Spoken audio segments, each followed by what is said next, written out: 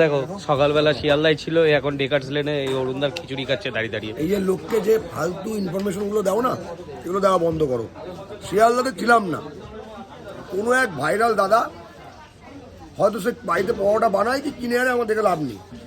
আমি পরোটা ভিডিও করেছিলাম এই কারণেই, তার মধ্যে অনেক মানুষ যারা ব্যবসা করতে চায় তারা ভেবেছিল যে, আমার ফোনও করেছে, দাদা ওখানে পরোটা কি আমি কিনে আনলে কি বিক্রি করতে পারবো, সংসার আমার চলবে? আমি বলেছিলাম, ফার্স্ট অফ অল বলিনি আমি কাউর নাম করিনি আর এখনো করছি না।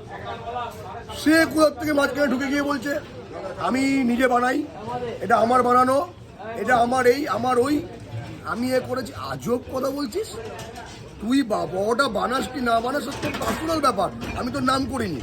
তখন অব্দি চুপ ছিলাম। তারপরে কোনো একটা ভিডিও, অনেকগুলো ভিডিওতে বলেছে আমি শিয়ালদাতে তাকে ঢুকতে দেবো না।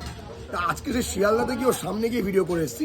আর একটা বাচ্চা ছেলে যেটা আমার পেজ থেকে আসবে, সেটা খুব কষ্ট করে, মাত্র 11 বছরের ছেলে যে সংসার চালানোর জন্য কতটা কষ্ট করছে সেই ভিডিওটা তার গিয়ে করেছি। তাই যে বলেছিল শিয়ালদা ঢুকতে দেবো না, তো ওটাই লোককে দেখানোর জন্য গেছিলাম যে আমি শিয়ালদায় ঢুকতে পারি, আর যখন ইচ্ছা ঢুকতে পারবো, যখন আমার কোনো টাইমিং লাগবে না পুরো।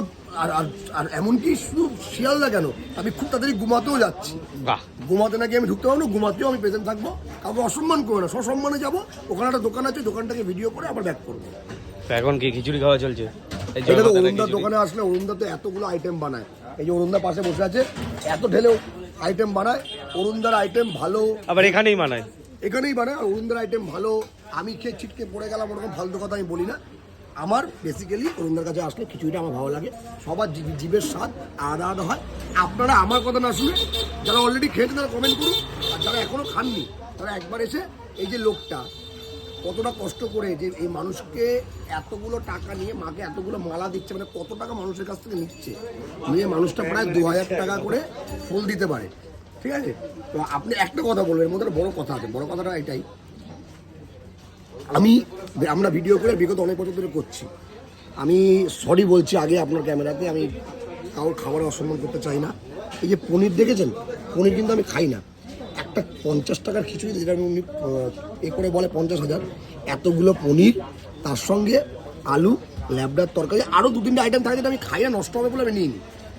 বেসিক্যালি সত্যি কথা বলছি, মন্দি আর কি আমরা মেরে থাকি।